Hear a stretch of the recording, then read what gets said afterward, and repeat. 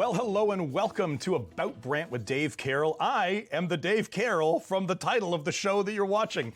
We call it About Brant because that's exactly what it is. It's a show about Brant, Brantford, Brant County, Six Nations and beyond. We all don't know everything there is to know about all the different areas of the community. And so this show will focus on different areas of the community, talk to the people who influence these areas, and try and paint a picture for us all about how it works, how are decisions made, where do things go, how can we be involved, because equally informed people rarely differ. And so being able to have information like this, I think, is so important. And today we're talking about such an important area of our community. It's healthcare. Later, we're going to have Camm, who's the president and chief executive officer from the Brant Community Healthcare System. But we're going to start with my new friend, Kari Wilson, who is the executive director of the Brant Community Healthcare System Foundation. Yes. Boom! I got to write all these acronyms, Now, thanks so much for being here. Thank you for having I say my new friend because I've recently, full disclosure, been put on the board of the foundation, and so I'm a newbie on the board, and so I thought this is a really great topic to talk about here because I have to admit that even though I pay as close attention as the next person and have lived in the community a long time, I wasn't fully aware of the dynamic and how it works between the foundation and the healthcare system and the two different organizations. And so I'm getting a baptism by fire into how the foundation works and its role. So you have been leading this for how long now? Well, I've been the executive director. Actually, today is my work anniversary. Happy anniversary. Thank you. I've been leading the foundation for 8 years now. I have been with the Brant Community Healthcare System, or the Brantford General. That's way back when. I started about 27 years ago in different roles, but I've been with our healthcare system for many, many years, and absolutely consider it a fantastic privilege to be able to work in healthcare and do what I do every single day and be the bridge between our donors and our healthcare system and help to invest in patient equipment and new spaces. And it's just a fantastic opportunity to be able to work with the community in the way that I do. The Healthcare Foundation, I mean, you see the logo all over the place. Every time you go grocery shopping, the pictures of Bob Dylan or Vince Carter at the end of the aisle with the silent bids for donations. When you donate to the Healthcare Foundation, where does that money go? What's that look like? So those donations come to us. So as you mentioned, there's two different entities. There's the Brant Community Healthcare System Foundation. We have a board of directors. We are a separate legal entity. Yes, you've joined us at one of the most exciting times. Yeah, a very daunting moment in time. Of our foundation. So we have one board of directors. Our chair currently is Dr. Lee Farrow. And then there's also the board of directors of the Brant Community Healthcare System. So the system board of directors, and that is my colleague Camm, who's the president and CEO of that, works to ensure governance and accountability for the hospital system as itself. And I lead and work with the board of directors for the foundation. So when you donate to us as the foundation, you're giving funds, and our object is to raise funds in support of patient equipment and new and renovated spaces to support the healthcare system. So we solely raise funds to help to benefit the Brantford General and the Willett in Paris. So our healthcare system. It was pretty evident that the last board meeting was sort of my onboarding, sort of the, all right, we're going to pour all this stuff on you and then we'll figure, and then you said we're going to go on a tour. And I thought, oh, that's great.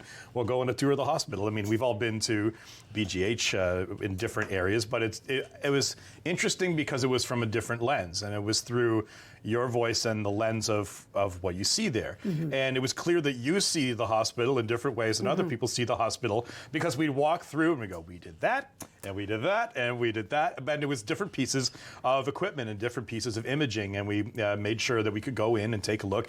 And it was such an interesting and different lens that I'm learning to look at it and go, but you say anything that's not attached to the wall, the foundation makes sure is there. You're absolutely correct. And I know that I get to sit in this wonderful position, and it's a position that I hold with great privilege because I also live in this community, and this is my hospital. We all want this to work. Yeah. We all want this to work. We all all want the bigger, the better, and the greater, and what's to come for the future. And so I know, and I've had the opportunity to come into our emergency department, and I've sat there with loved ones, and I've stared at the stretcher, and I know that that's funded through donor dollars. I know when the portable ultrasound machine comes in, I know who and which donor helped to make that happen. And when the ECG machine comes in, which donor made that happen? That is a different the lens. CT It's scanner. amazing. And it's amazing to me to know and to identify the impact that donor dollars have on our healthcare system.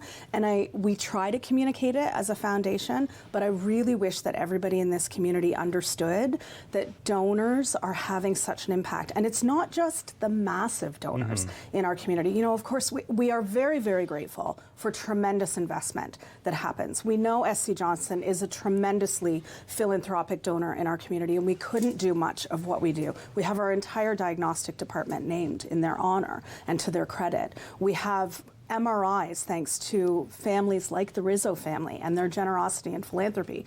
But we also are exceptionally grateful to those donors who are giving us $10, $15, $20 every year consistently of their lives. So we have donors who have given to us for 10, 15, 20 years of their lives, and it's astounding because it all adds up and it all makes a difference. And cumulatively, we're all having an impact and a positive impact on our healthcare system. I know a couple years ago we had a family member that was going through some health stuff, and so my mom was there regularly, and she was like, David, I've decided to donate regularly to the hospital. And I'm like, oh, okay. And it was interesting though, because I mean, you hear the tale in different charities, but with the hospital foundation, when people are genuinely touched at a time of trouble or tragedy or weakness or illness, and they see care and compassion and many things, people say a lot of different things. One of the reasons I wanted to get involved is because people see the negative far too often, but people are so moved by the care that they're like, I need to contribute because this needs to be here for my kids and grandkids. Right, absolutely. And I think one of the pieces that I'm also very moved by is even when people have a negative experience, when they're able to look at that with perspective and say, that negative experience, I'm not going to dwell on that. Yeah. I'm going to be part of the solution. So my negative experience may have happened because of a very overcrowded emergency department. So how can I be part of that solution? Yeah. Is it that I need to invest? Do I need to contribute to this renovation so that we have a better emergency department? You know, looking to the future, do I need to invest in a new hospital to have a better and newer and bigger facility? Stuff just doesn't materialize out of thin air. It doesn't. It has to come from somewhere, and that's what has been so stark to me. And we go, oh, we have to, and I am a we have to collectively care for this, because not all the money comes from the province. And maybe you can transition to that, because obviously new hospital is one of the top things on everyone's mind, but one of the things that many people might not know is the amount of money that needs to be raised locally for this new hospital project. So absolutely. So when we talk about patient equipment, as you mentioned, the vast majority of patient equipment in healthcare is fundraised through donor dollars, and that has been something we get criticism sometimes. I don't think my tax dollars contribute to the healthcare system. I don't think that I should have to fundraise for this. The answer is, since 1885, since John H. Stratford Hospital opened in this community, somebody was fundraising for patient equipment. Yes. We're always going to be doing that. So patient equipment is something that we always fundraise for.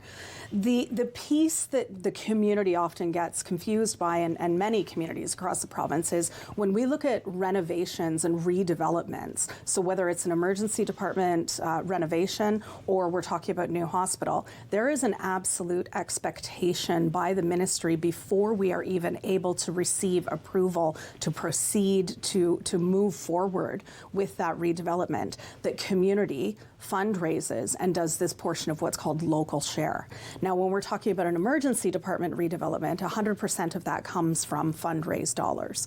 So when we had a $33 million redevelopment or renovation for the emergency department, $3.3 million of that had to be fundraised. So that's bricks and mortar. In addition to that, we have to fundraise for all of the furnishings, fixtures, and patient equipment. You might hear some people in the industry refer to that as FF&E. You hear a lot of acronyms in healthcare. So FF&E is also fundraised or local share. When we're talking about new hospital, because those price tags become little very pricey. large, significantly large. Big ticket item. We're then talking about local share that is remarkably significant. That's when we have a portion of that local share will come from fundraised dollars. A portion of that is also going to come from municipal support. As you've seen, the City of Brantford has started to do a reserve fund. The County of Brant has started to do some support. We will have a blend of all of that, and the hospital is currently in the process of working with all of those partners, and we are also part of that strategy to look at how much of that is all going to come together to determine how much of that local share is going to come together to be able to support the new hospital. We don't know what the numbers are at this point in time. It's very speculative, so we're not able to comment on what it's going to be. I can with absolute confidence say that it's going to be the largest fundraising campaign that this community has ever seen, and I'm thrilled and excited and looking forward to it, but it is a little bit daunting. It's daunting, Kari, but it's doable. The support that I've seen and the way that the community is getting behind this is really exciting. So. Just a couple minutes left. I have to bring up this story that happened at that board meeting, and they were talking about the origins of like our local foundation. Wasn't it like a bunch of the wives got together to purchase sheep butter or something like that to be able to go? They needed more sheep butter to soothe wounds. The very first fundraising campaign was in fact to raise funds to purchase sheep, so that they could utilize the products from them to have butter, because they used to utilize a lot of butter products in the care. And also they used the sheep to graze to keep the grass low on the original foundation fundraiser was for sheep, and now look at us now fundraising for a new hospital. But I bring it up because it's the principle of it, and it's literally grassroots in this sense. But so that's really important for us to be able to understand, and we're going to keep on looking at our healthcare system and the new hospital project from the other perspective. So keep the foundation in mind. This is going to be something that's going to be, and when we say we need to, what it means is we need to raise. And then if you're watching this, you're part of we, and that'll make our dreams come true when it comes to the new hospital. We can't just demand it. We can participate in it. Absolutely. So thanks so much, and we'll be right back after this to talk more about our healthcare system.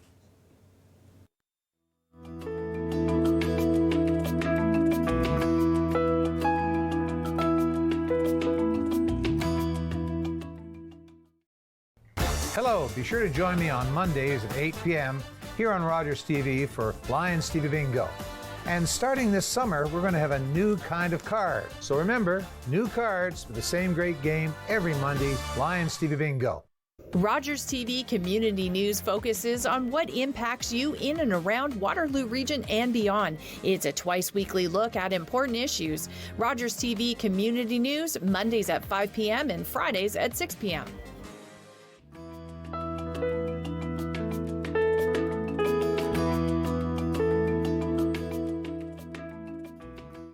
To About Brant with Dave Carrol. I'm Dave Carrol. We're here talking about healthcare in Brantford, and how do you cover healthcare in Brantford in 30 minutes? I don't know. We're going to do our best. We have Bonnie Camm here, who's the president and CEO of the Brant Community Healthcare System. Thank you so much for being here. Thank you very much for having me. It's an honor to have these people who know how things work here on the show, because I was just saying the reason why we're doing this is that everyone can't know everything about everything. And we all have our areas that we know. And as over the last number of years, I'm sure you'll be familiar with the lawn signs that go, "We demand a new hospital now." And part of me inside just goes, that's great. You can demand a new hospital now, but none of us really know how all this works. So let's sort of just start at the top. It's I imagine a pretty daunting task to go, I'm the chief executive officer of health. How does that work? Like, what does the chief executive officer do and go, how do you identify, let's do this with health in a community? What do you do? Well, you mean in terms of building a new hospital? No, let's start with in general. Like when you go, here's the job. Right.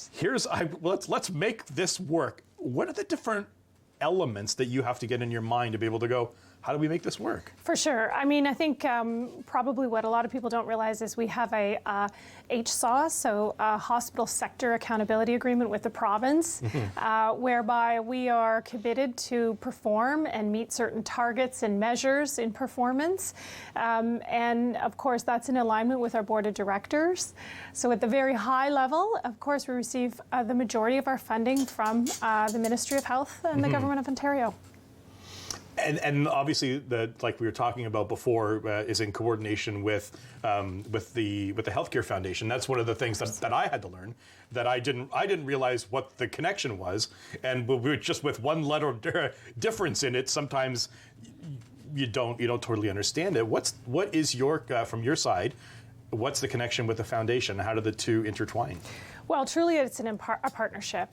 You can't function as a hospital without a very strong, connected partnership with your foundation. As you're aware, I believe you may have heard earlier that all of our furniture, fixtures, equipment are not paid I learned a new acronym today. Are not paid for through government funds, and so we have to find ways and means to pay for that in our community. Yeah. Why is this important for you? You probably could do a lot of different things with your life. Why is this area something of interest and importance to you? For sure. So I went into healthcare a very long time ago as a physiotherapist to help people. Okay. And so my belief, and actually exited that healthcare industry for a period of time, I believe this is, people work in healthcare really as a calling. They believe in it, they want to give back, and they believe in helping others, which is really truly at the end of the day why I'm in the role that I am, because I believe I can make an impact in this position to improve and better care in the community. It's really interesting. My sister was a nurse, but still is a nurse, but she did some work in West Africa called Mercy Ship, where they went up and down the coast in West Africa. She would work at a hospital in Ontario to make enough money to go and pay her way to be able to do stuff in West Africa. But then when she came back she worked in both the States and in Canada, and her role changed, but it was the heart of caring for people that really was genuinely stirred.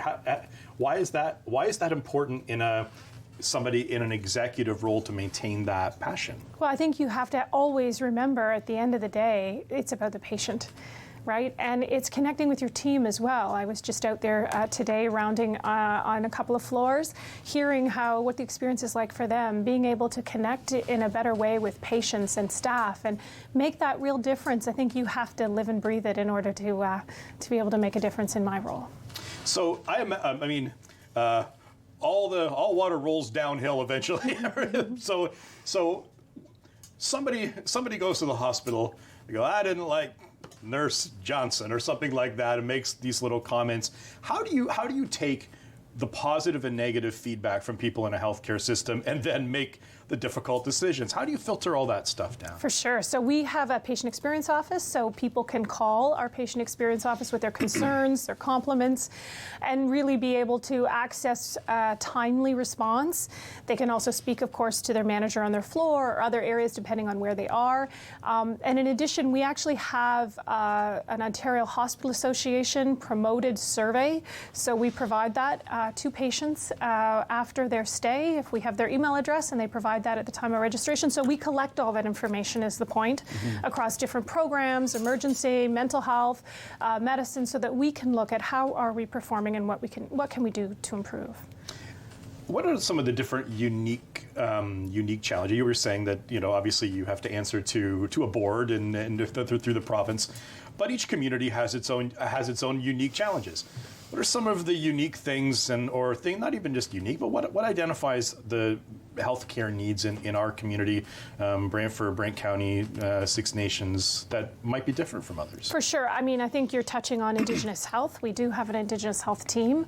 I do think, given that we serve the most populous territory for First Nations in all of Canada, we have a responsibility to make sure that we're engaging with community in a meaningful way, and also Mississauga have the credits, of course. So we have done a lot of work in that regard to make sure that we're trying, of course, to make it a safe, culturally welcoming hospital. So that's something we've been really focused on for sure. Well, let's talk about the new hospital. I mean, that is one of the top few discussions that happen in our community these days. And so, well, let's start at the top. how we doing? Where are we in the process? I know some of the answer of this, but in general, where are we on this spectrum? Right. So, today we are really in a section or portion of this process that is still high-level planning. Next phase will be detailed planning and then construction with multiple steps in between. But we're in a stage called functional planning, where we are doing some detailed analysis based on growth in our region, based on the services we have or should have, and right now just defining what that looks like from a process volume and service perspective. And there's a task force that has been well, that's a separate side. Collected and dispatched. So we're doing this work already. Okay, This is part of the stream, and in parallel, we received a second planning grant in May of $12.5 million from the province, and that planning grant articulated our ability to consider a greenfield option, which essentially says the community can determine where the best possible place for a hospital and healthcare will be in the region. As a result of that, the board has empowered a 5-person task force member team to go out and conduct a fair, open, and transparent process. So right now, we are in the position of public consultation, gathering information from the public as to what would be important to them.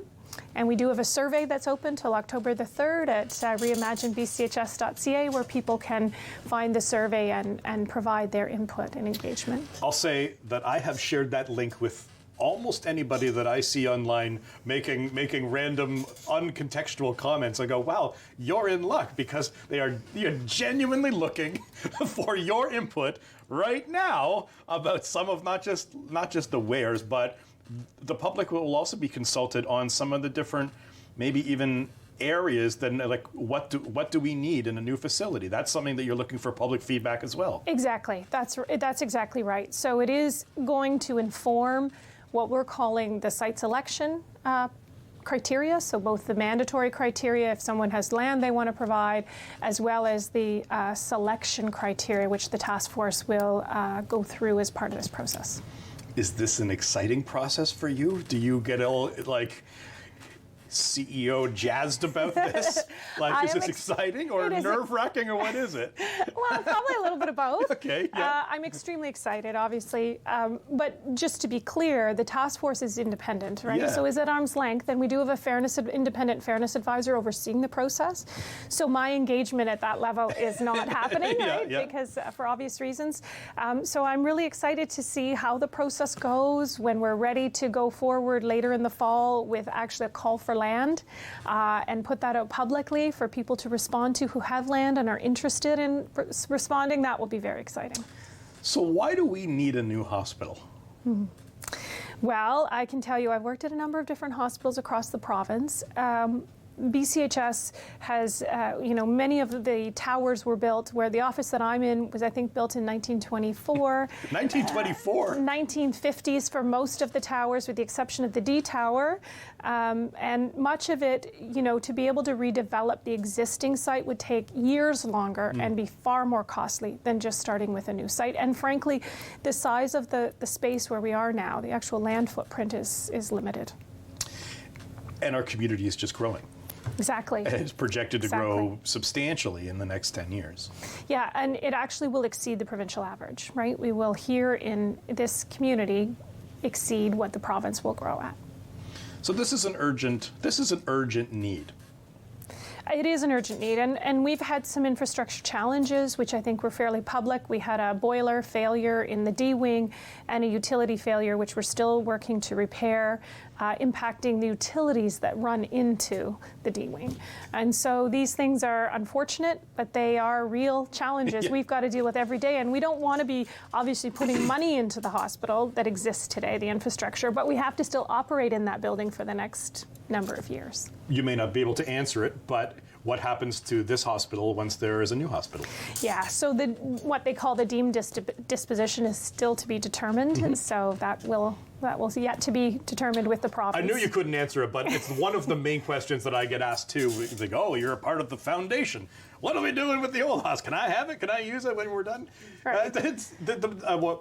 Just a couple minutes to go, but really, this is a complex thing, and a half-hour show on this is not even scratching the surface on it. How do you see what the next step is? How do you see? Like, I know there's provincial stuff, but when you're like, okay, how do we chart this course? Because sometimes, journey of 1,000 miles starts with a step. Yeah, that's right. And it is just that. It is, one foot in front of the other. And the next step is getting to a place where we have a site selected and determined by the spring of 2026, so this coming spring, next spring, along with our functional planning completed. Normally that's a 2-year process. We've been able to squeeze that down to 1 year and be able to make another significant submission to the province by next fall, which is in time with the next budget cycle. It's exciting times, and this is a project that, as I was saying earlier with Kari Wilson from the foundation, this is a we thing. This is not an us and them. This is not an us and them scenario. There is no us and them. We are all part of a community, and there are things that every one of us can do to be part of this process, from feedback now, from design and need, to donations to the foundation, and all these things. We can take steps to be able to make this work. Absolutely. Awesome. Bonnie, thanks so much for being here, and thanks so much for Kari Wilson for being here as well. I hope you enjoyed the show. This has been About Brant with Dave Carroll, and we'll be back next week with another interesting topic where we learn about Brant. See you next time. Bye-bye.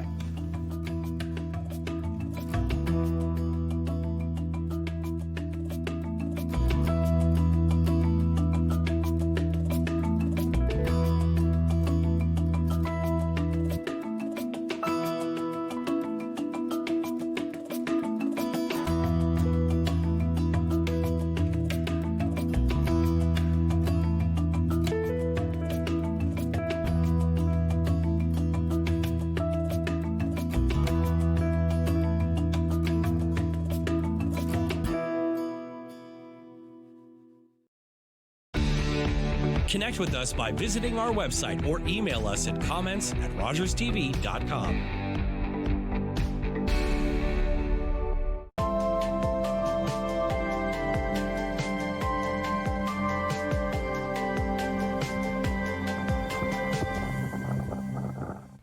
Hello, be sure to join me on Mondays at 8 p.m. here on Rogers TV for Lions TV Bingo. And starting this summer, we're going to have a new kind of card. Yep, it's going to look like this. Yeah, there you are. And there's going to be no colors, but the games are going to be outlined. You can see here that it outlined for the L game is in white. New cards for the same great game every Monday, 8 p.m. Lions TV Bingo on Rogers TV. We were born in Canada. We spoke English. On the streets, we weren't welcome. But on the field,